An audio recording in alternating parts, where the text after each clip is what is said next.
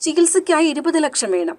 Kidney രോഗബാധിതനായ Kanniyampuram താഴത്തേതിൽ വീട്ടിൽ 24-കാരനായ ദേവദാസ് സഹായം തേടുന്നു. ഇരുവൃക്കകളും തകരാറിലായതിനാൽ കഴിഞ്ഞൊരു മാസത്തോളമായി ദേവദാസ് ചികിത്സയിൽ കഴിയുകയാണ്.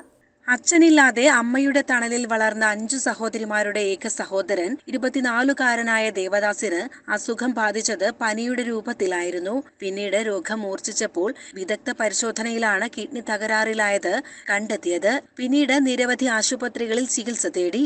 നിലവിൽ ഡയാലിസിസുമായി ജീവിതം തള്ളി നീക്കുന്ന ദേവദാസിന് കിഡ്നി മാറ്റിവെക്കാൻ സഹോദരിമാരിൽ ഒരാളായ വിദ്യ തയ്യാറാണ്. എന്നാൽ ശസ്ത്രക്രിയയ്ക്കും മറ്റ് ചികിത്സയ്ക്കുമായി 20 ലക്ഷത്തോളം രൂപയാണ് കോഴിക്കോടുള്ള ആശുപത്രി അധികൃതർ അറിയിച്ചിരിക്കുന്നത്. കാർപ്പന്റർ ജോലി ചെയ്ത് ജീവിച്ചിരുന്ന ദേവദാസിന് അത്രയും വലിയൊരു തുക സങ്കല്പിക്കാൻ പോലും ആകാത്തതാണ്. ജൂലൈ മാസം അവസാനത്തോടു കൂടി ഓപ്പറേഷൻ വേണമെന്നാണ് ഡോക്ടർമാർ നിർദ്ദേശിച്ചിരിക്കുന്നത്. കാര്യങ്ങളൊക്കെ നോക്കി നടത്തിക്കൊണ്ട് വന്നത്. അപ്പൊ അവനാണ് ഇപ്പൊ ഇങ്ങനത്തെ അസുഖം വന്നു പെട്ടത്. അതിനെല്ലാവരും സഹായം വേണം. ഞാനപ്പോ അവന് ശരിയാക്കാൻ പറ്റും.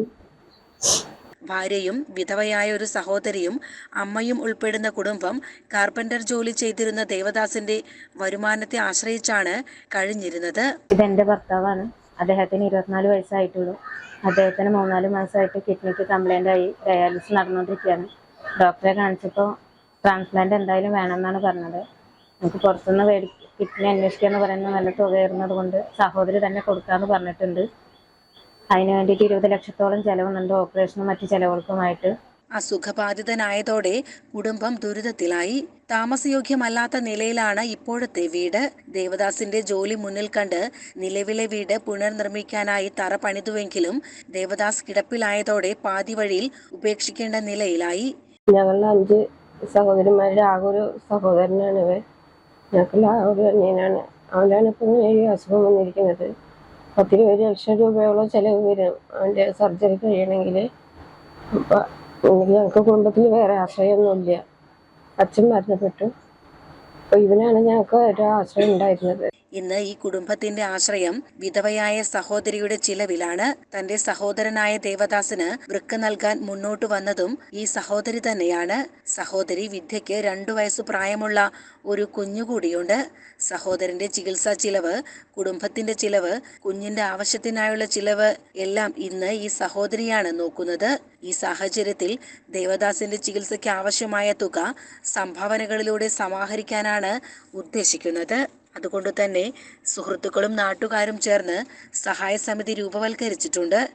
സഹോദരി ഭർത്താവ് മരണപ്പെട്ട ദേവദാസ് സഹോദരിയുടെ വൃക്ക തന്നെയാണ് തൻ്റെ ചികിത്സയുടെ ഭാഗമായി സ്വീകരിക്കുന്നതിന് വേണ്ടി തീരുമാനിച്ചിട്ടുള്ളത്.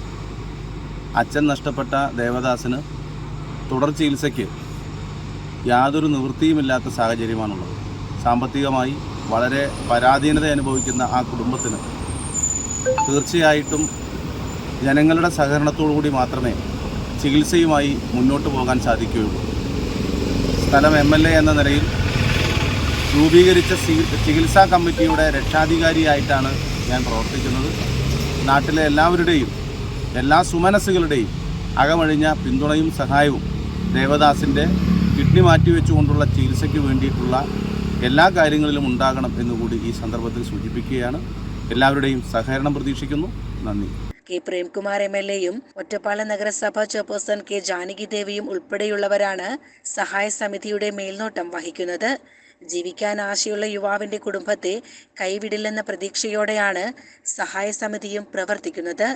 CCN ഷൊർണൂർ.